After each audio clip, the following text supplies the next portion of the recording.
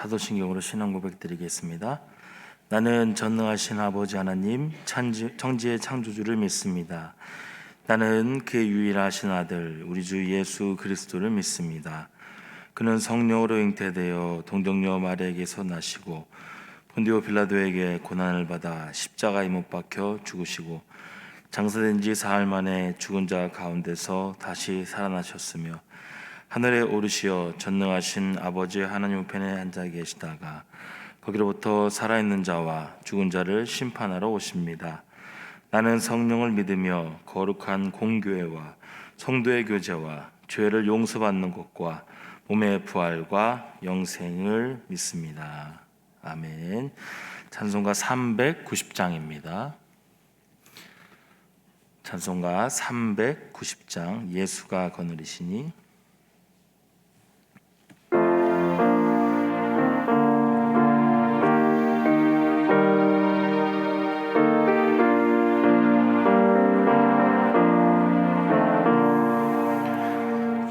예수가 거느리시니 즐겁고 평안하구나.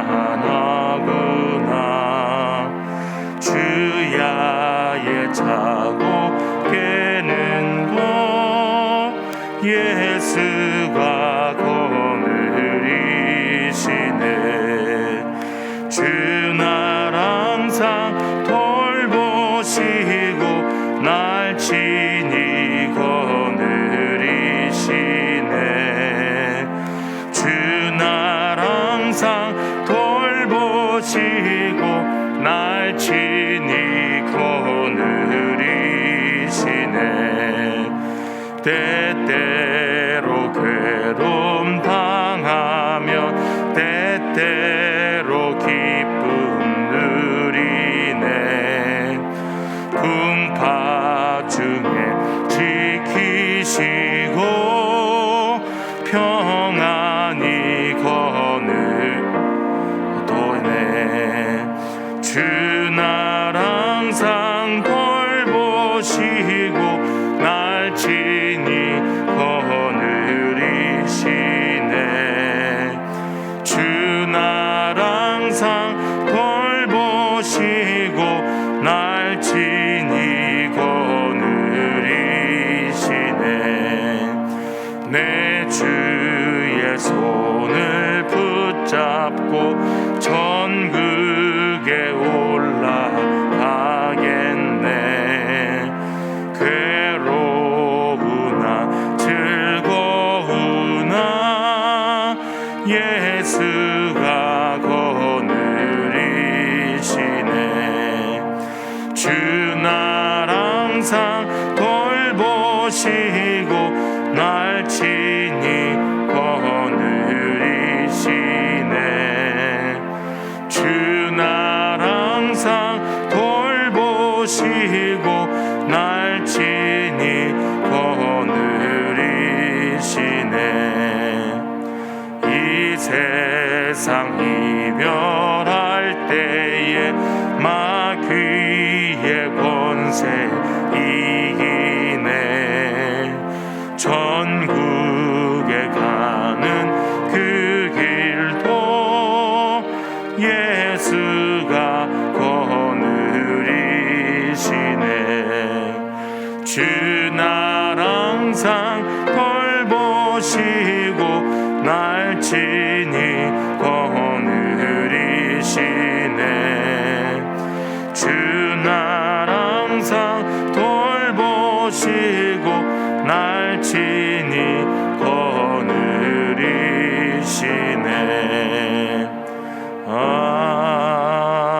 아멘.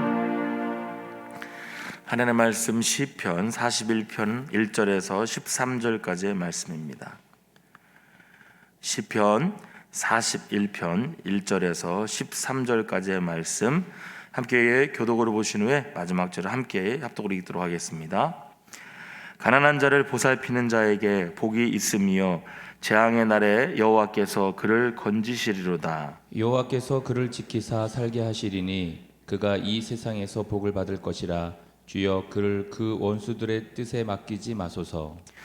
여호와께서 그를 병상에서 붙드시고 그가 누워 있을 때마다 그의 병을 고쳐 주시나이다. 내가 말하기를 여호와여 내게 은혜를 베푸소서. 내가 주께 범죄하였사오니 나를 고치소서 하였나이다.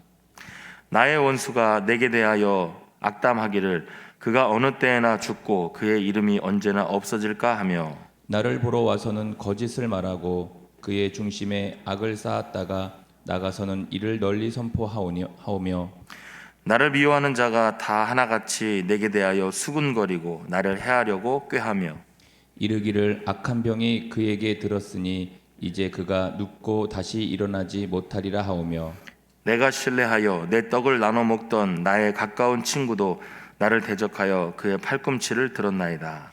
그러하오나 주 여호와여 내게 은혜를 베푸시고 나를 일으키사 내가 그들에게 보응하게 하소서. 이로써 내 원수가 나를 이기지 못하오니 주께서 나를 기뻐하시는 줄을 내가 알았나이다. 주께서 나를 온전한 중에 붙드시고 영원히 주 앞에 세우시나이다. 함께 읽겠습니다. 이스라엘의 이스라엘의 하나님 여호와를 영원부터 영원까지 송축할지로다. 아멘 아멘.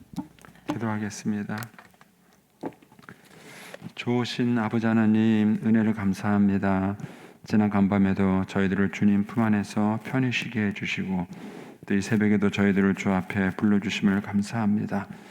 오늘도 저희들에게 새날 주시고 또 생명 주시고 건강 주셨는데 이 한 날도 주님과 더불어 동행하게 하시고 주를 기쁘시게 하는 한 날 되게 하여 주옵소서. 이 새벽에도 저희들에게 기도의 영을 부어주시며 또 마땅히 간구할 것들로 기도할 수 있게 하여 주옵소서. 주님께 감사의 예물과 또 일천번째 예물을 드립니다. 하나님 아버지, 믿음으로 또 순종으로 감사함으로 드리는 예물을 주님이 기뻐 받으시며 약속하신 하늘의 복과 땅의 복으로 충만하게 채워 주옵소서. 주의 은혜로 종려 가정들을 형통케 해주시며 그 자녀들을 축복하여 주옵소서. 예수님의 이름으로 축복하며 기도하옵나이다. 아멘. 이 새벽에도 주의 은혜와 축복이 함께 하시기를 축원합니다. 이제 오늘 아침에는 이제 이 시편이 이제 오늘까지 저희가 묵상을 합니다. 우리가 시편이 모두 150편인데요. 이게 이제 5권의 그 시집이 묶인 겁니다. 5편의 시집이 묶여서 150편의 시를 이루고 있는데 1편부터 41편까지가 이제 첫 번째 시편이에요. 그래서 이제 150편이나 되는 시를 매일 묵상하면은 또 약간 좀 지루한 느낌이 있잖아요. 그래서 이제 큐티 할 때 이제 41편까지 이렇게 1권을 묵상을 끝내고 또 이제 다른 성경 보다가 또 이제 시편 묵상하고 이제 이렇게 편집이 되어 있습니다. 그래서 이제 오늘까지 저희가 시편을 묵상하고요. 또 내일부터는 이제 전도서 말씀을 이제 묵상을 또 하게 될 것입니다. 여러분들이 이제 이 새벽 시간에 나오셔서 이렇게 말씀을 자꾸 이제 묵상하는 훈련을 좀 하시면 좋습니다. 그래서 이제 제 설교만 듣지 마시고 제 설교는 여러분들이 말씀을 묵상하는데 이렇게 도움을 쓰는 방법으로 여러분들이 활용하시는 게 좋습니다. 그래서 제일 좋은 거는 여러분들이 성경을 보면서 여러분들이 직접 하나님의 음성을 듣는 거예요. 하나님의 음성을 듣고 또 하나님이 주시는 위로와 은혜들을 여러분들이 경험하는 것입니다. 이 시편 41편은 저한테는 이제 동병상련을 일으켰던 그런 시편입니다. 이제 저도 이제 인생에 어려운 순간들이 있었는데 그런 어려운 순간이 있을 때 어려운 사람의 얘기가 위로가 돼요. 저런 비슷한 그런 어려움을 겪었던 사람들이 이제 그 얘기를 해줄 때 또 특별히 이제 그분이 그런 어려움을 이기고 극복했을 때 그런 분이 이제 얘기를 해주면 그것이 이제 큰 위로가 됩니다. 강용호 박사님도 본인이 이렇게 이제 실명이 되기 시작했을 때 하나님께 기도를 했는데 아무 기적이 안 일어나는 거예요. 결국은 실명을 해버렸습니다. 그랬을 때 하나님이 자기를 버린 것 같다는 그런 마음이 아주 컸었어요. 그러다가 이제 어느 날 성경을 보는데 사도 바울이 하나님께 3번이나 기도했는데 하나님이 거절했잖아요. 사도 바울이 거절당하고 내 은혜가 내게 족하다. 그러니까 그 말씀에 이 강용호 박사님이 은혜를 받아요. 사도 바울도 하나님께 기도에다가 거절당한 경험이 있구나. 그렇다면은 하느님이 나를 버리시거나 미워하는 게 아니구나 하는 것을 깨닫게 돼요. 그래서 이제 강영호 박사님이 그때부터 이제 신앙을 회복하게 됩니다. 그래서 여러분들이 신앙생활하면서 때로는 시련을 당하는 것이 여러분 때문일 수도 있지만 하나님이 또 여러분의 시련과 고난을 통해서 누군가를 위로하기 위해서 여러분들에게 그런 고난을 줄 수도 있습니다. 자, 오늘 이제 시편은 이제 다윗의 이제 시편입니다. 이제 다윗이 당하는 고난이 있는데 3절을 보시면 여호와께서 그를 병상에서 붙드시고 이런 표현이 나오죠. 그리고 또 뒷부분에 가면은 그의 병을 고쳐주시나이다 이런 말이 나오고요. 4절에 가면은 뒷부분에 나를 고치소서 이런 표현이 나오죠. 그 다음에 이제 8절에 가시면 이르기를 악한 병이 그에게 들었으니 이런 표현이 나와요. 근데 어느 정도 악한 병이냐 하면은 5절에 가시면 나의 원수가 내게 대하여 악담하기를 그가 어느 때나 죽고 그의 이름이 언제나 없어질까 이런 표현. 그러니까 지금 이 시편은 다윗이 지은 시로 되어 있잖아요. 근데 이 다윗이 그의 인생의 어느 순간에 심한 병이 들은 거예요. 근데 심한 병이 들었는데 어느 정도 병이 들었느냐? 이제 죽을 병에 들을 만큼 큰 병에 들은 거예요. 그러니까 이런 그 어려움이 있을 때 다윗이 지은 시가 이 시편 41편의 시입니다. 그러니까는 다윗처럼 이게 신앙생활을 잘하고 하나님을 잘 의지했던 사람에게도 질병은 찾아오는 거예요. 그리고 그에게 어려움이 있는 것입니다. 예전에 이제 그 온누리교회 하영주 목사님이 계셨는데 이제 그분은 간암 때문에 이제 판정을 받고 수술을 시작했어요. 나중에 이제 간암 수술만 5번 했습니다. 5번 간암 수술을 했고요. 그 다음에 이제 소위 말하는 이제 간에 문제가 생기니까 그 이제 다른 변에도 이제 문제가 생기는 거예요. 그래가지고 나중에는 또 신장에 이상도 오고 나중에 투석까지 이제 하게 되는 그런 상황이 벌어집니다. 그런데 그분은 질병은 질병이고 그냥 사역은 사역이에요. 그분이 그래요. 늘 뭐 질병 때문에 내가 언제 뭐 죽고 사고 사람들은 질병에 걸리면은요 그것 때문에 막 그냥 인생의 전부가 매달린 것처럼 살아요. 근데 어차피 뭐 우리의 인생이 하느님 앞에 가는 거 아니냐는 거예요. 그분은 그냥 좀 불편할 뿐이라는 거예요. 자기 몸에 병이 있는 것은 그저 좀 불편할 뿐이지 이제 그것 때문에 뭐 하나님의 나라의 일을 하거나 하나님을 섬기는데 방해거리는 아니라는 거예요. 그래서 그분은 아픈 건 아픈 거고 일하는 거 일하는 거예요. 한 번에 제가 이제 충격을 받았는데 어느 날 강다상에 올라오시는데 혼자 힘으로 못 올라오시는 거예요. 혼자 힘으로 못 올라와서 옆에 이제 비서되는 목사님이 계신데 그 목사님이 이렇게 부축해서 올라오는 거예요. 저 같으면 그 정도면 설교 안 할 것 같아요. 근데 그렇게 부축해 받고 올라와서는요 또 설교하시더라고요. 제가 이제 그 장면을 보고 굉장히 충격을 받았어요. 어떻게 저렇게 갈 수 있을까? 근데 그분은 아픈 건 아픈 거고, 본인 아픈 건 아픈 거고, 하나님의 일은 또 하나님의 일인 거예요.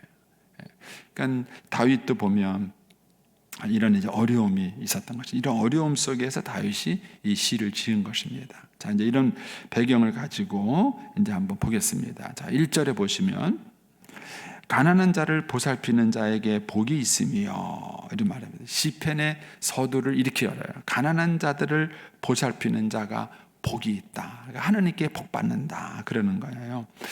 왜 이런 얘기를 할까요? 기도 열심히 하는 자에게 복이 있다. 예배 잘 드리는 자에게 복이 있다. 하나님께 헌금 많이 하는 자에게 복이 있다. 이렇게 말하지 않았어요. 가난한 자를 보살피는 자에게 복이 있다. 왜 이런 표현을 했을까? 그러니까 진짜 믿음이라는 것은요, 고아와 과부를 어떻게 대하는가를 보면 알 수 있어요.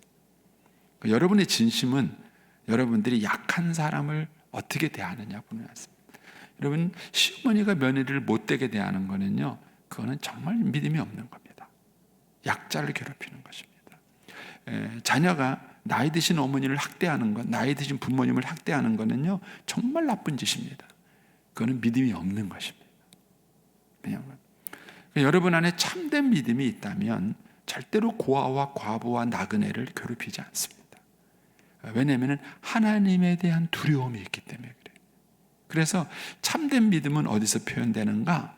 이런 가난한 자에 대해서 어떤 자세를 대하느냐 하는 거예요. 교회도 마찬가지예요. 그 교회가 건강하면은 과부와 고아와 나그네를, 나그네라는 게 뭐예요? 굴러온 돌이에요. 밖에서 들어온 돌이에요. 예, 이게 나그네예요. 이런 사람들을 어떻게 대하느냐는 거예요. 근데 어느 교회는 너무 텃세가 심해요. 그래서 개척할 때 그 교회를 부흥시켰던 멤버들이 똘똘 뭉쳐가지고는 그 교회에 이상한 다 외부 사람이 들어오면 견디질 못해요. 이런 것들은 믿음이 없다는 증거예요. 그러니까 참된 믿음이 있는 증거는 뭐냐? 그것은 가난한 자를 어떻게 대하느냐. 그러니까 다윗이 여기서 그 얘기를 한 거예요. 가난한 자를 보살피는 자에게 복이 있다. 왜요? 그 뒤에 나오죠. 재앙의 날에 여호와께서 그를 건지실 거기 때문이다. 그러니까 어제도 말씀을 드렸지만 우리가 예수 믿는 복이 왜 중요한가? 그것은 우리의 자녀들에게 피난처를 제공해 주기 때문에 그래요. 그러니까 인생을 살아가면서 환난과 어려움을 안 당하는 사람은 아무도 없습니다. 근데 문제는 그런 환난과 어려움을 당했을 때 내가 찾아갈 수 있고 내가 의지할 수 있는 그런 피난처가 있느냐. 그 피난처가 있으면은 환난의 크기는 문제가 안 돼요.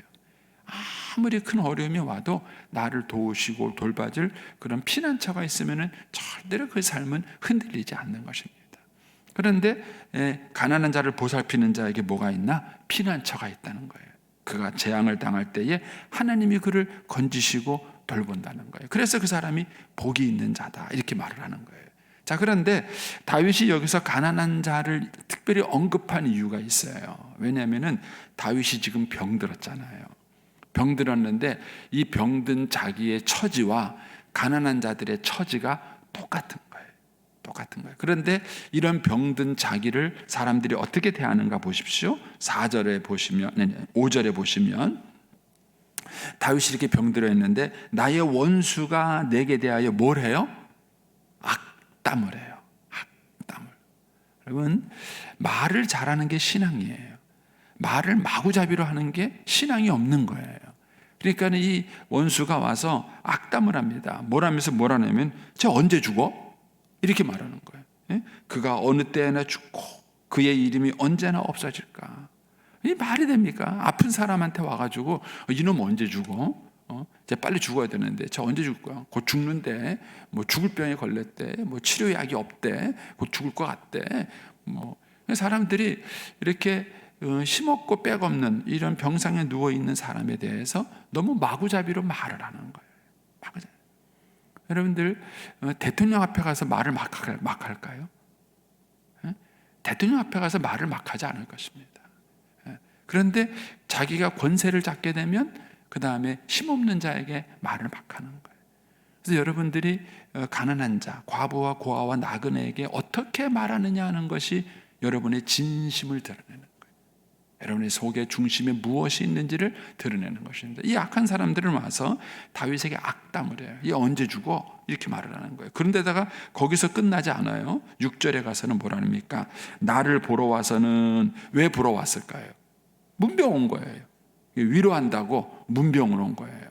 그 문병을 하러 와서는 뭐냐면요, 중심에다가 악을 쌓고 겉으로는 거짓말을 해요.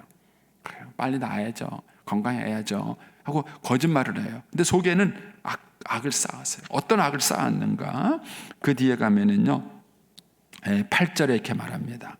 8절에 이렇게 뭐라고 말하냐면은 이르기를 악한 병이 그에게 들었으니 이제는 그가 눕고 다시 일어나지 못할 것이다.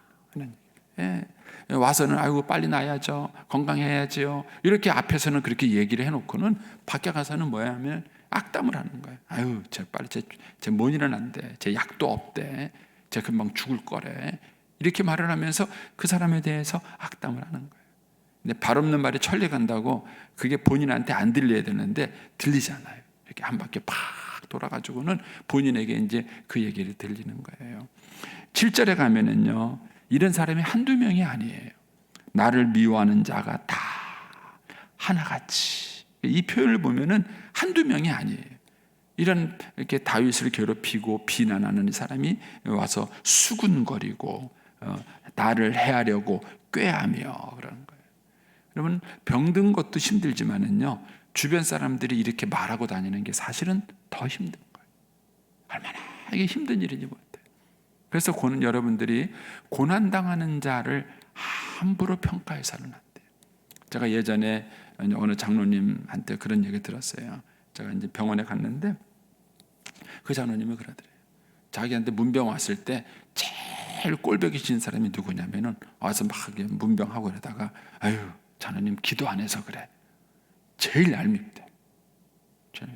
그분의 표현을 제가 노골적으로 그냥 그대로 인용하면은요, 칼로 그냥 배때지를 꽉 쑤시고 싶대요. 얼마나 장로님이 험악한 말을 하잖아요. 그래서 제가 그 얘기, 아유, 장로님이 왜 이렇게 말을 험악하게 하시냐고 제가 그랬어요. 그러니까 그만큼 화가 나는 거예요. 여러분, 고난 당하는 사람이 얼마나 간절하게 하나님을 찾겠어요. 그래서 자기는 병들지 않았다고, 아픈 사람한테 와서 위로한다고 한다는 말이 기도 안 해서 그렇다고, 기도했으면 그런다고. 여러분, 너무 우리 신자들이 누군가를 위로할 때 말을 가볍게 하는 경우가 많아요. 그러니까는 고난당하는 자를 대할 때 조심스러워야 돼요. 조심스럽지 않으면은 잘못 갔다 가면은 상대방을 오히려 정죄하고 아픔을 줄 수 있는 거예요. 그러니까 다윗이 그게 힘든 거예요. 자기를 찾아와서, 거기 이제 6절부터 보세요. 나를 보러 와서는 거짓을 말하고, 중심에는 악을 쌓아요. 그리고는 이제 밖에 나가서는 어째 빨리 죽는데 이렇게 말을 해요. 그리고 7절에 가서 그 사람들이 나를 미워하는 자예요. 나를 미워하는 자 다 하나같이 한두 명이 아닌 거예요. 이런 사람들이 자기를 막 비난하고 그러는 거예요. 그런데다가 9절에 가보십시오. 이 사람이 누구냐면은 내가 신뢰하여 내 떡을 나눠 먹던 나의 가까운 친구예요. 이게 너무 마음을 아프게 하는 거예요. 너무 마음을 아파요.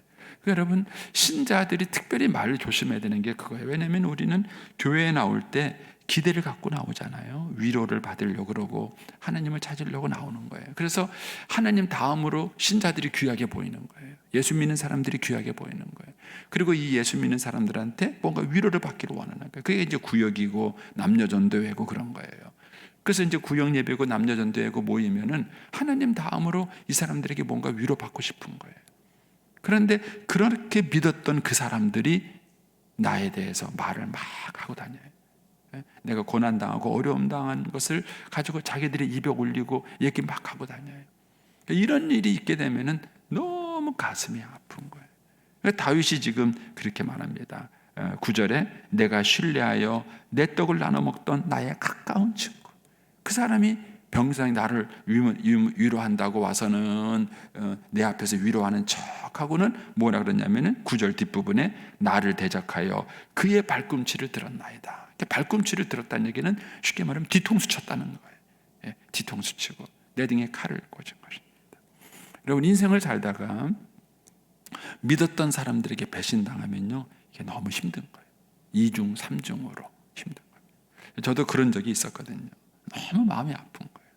근데 이제 이 다윗의 시편을 보면서 위로가 되더라고요. 나만 그런 게 아니구나. 다윗도 이런 적이 있었네. 다윗도 이런 적이 있었고, 다윗도 이런 아픔을 겪은 적이 있었네. 이런 생각이 들어요. 우리가 이제 시편을 계속 묵상하면서 이제 위로를 받지만 이런 어려움을 겪으면서도 다윗의 인격이 가스라이팅을 당하지 않을 거예요. 인격이 병들지 않은 것입니다. 이게 참 축복이에요. 우리에게 피난처가 있다는 것, 우리가 하나님께 가서 기도할 수 있고 의지할 수 있다는 것이 왜 중요한가 하면은요, 이런 상황 속에서 하나님이 나를 지켜서 내 인격이 병들거나 왜곡되지 않게 만들어주는 거예요. 그러니까는 나를 비난하는 사람도 문제지만 그런 비난 속에 살다 보면은 나도 모르게 나도 인격이 왜곡될 수 있어요. 그 사람들하고 막 이렇게 분쟁하고 싸우다 보면은 그렇게 될 수 있는 거예요. 근데 다윗도 이제 이런 어려움을 겪었지만 다윗은 이런 상황에서 이제 하나님께 기도합니다. 어떻게 기도하냐? 10절을 보세요. 그러하오나. 이게 참 신앙의 절묘한 거예요. 그러하오나, 그러나 내 주변에는 이런 일이 있고 나를 사람들이 이렇게 해롭게 하고 어렵게 하는 이런 어려움이 있으나, 이거예요. 어려움이 있으나 뭐가 있습니까? 주 여호와여 내게 은혜를 베푸시고 나를 일으키사, 이거예요. 우리는 이것 때문에 사는 거예요. 하나님이, 우리에게는 하나님이 있고 하나님이 우리의 어려움을 채워주시는 거예요. 내가 그들에게 보응하게 하로서. 이게 이제 기도죠. 아직은 이제 다윗이 병상에 있는 거예요. 병상에 있으면서 이 기도를 하는 거예요. 하나님 내게 은혜를 베푸시고 나를 일으키셔서 내가 그들에게 보응할 수 있어요. 보응하는 게 뭐예요? 내가 건강하게 낫는 거죠. 그렇죠? 건강하게 낫고 회복하면은 그들에게 이제 그들을 부끄럽게 만드는 그런 상황이죠. 그러면서 11절에 이렇게 말합니다. 내 원수가 나를 이기지 못하게 하시며, 그때 이제 그 10절 끝부분에 뭐가 있습니까? 이로써가 있어요. 이로써. 이거 뭐예요? 하나님 내게 은혜를 베푸세요. 하나님이 내게 은혜를 주심으로써 11절에 내 원수가 나를 이기지 못하오니 주께서 나를 기뻐하시는 줄을 내가 알았나이다. 여기에 다윗의 키가 있어요. 여러분, 우리가 누군가에게 이제 상처받고 어려움이 있으면은요, 그 자극에 자꾸 반응을 받아요. 아프니까. 사람이 쿡쿡 찌르면 아프잖아요. 아프다 보니까는 자꾸 그 아픈데 반응을 하는 거예요. 인간이 갖고 있는 본능이에요. 그런데 그 아픈데 반응하다 보면 왜곡돼요. 다윗은 자기를 이렇게 비난하고 아프게 하는 사람한테 반응하지 않았어요. 어떻게 반응했냐면 하나님께 반응을 한 거예요. 그러면서 이제 11절에 이렇게 말하죠.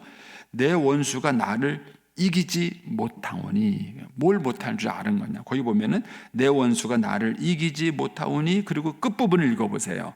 내가 알았나이다. 이게 내가 확신했나이다. 이거예요.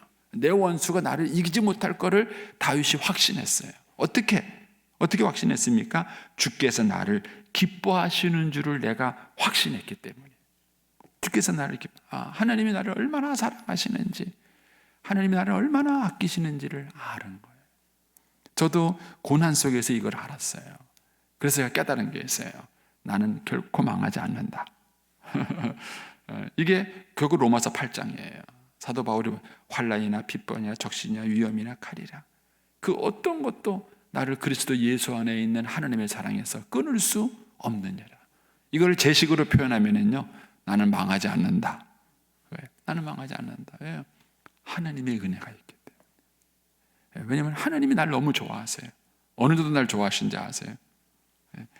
저 이제 여담이니까 그냥 가볍게 들으세요. 제가 이제 제 설교가 이제 유튜브 이렇게 나가잖아요. 저를 너무 좋아하는 사람이 많아요.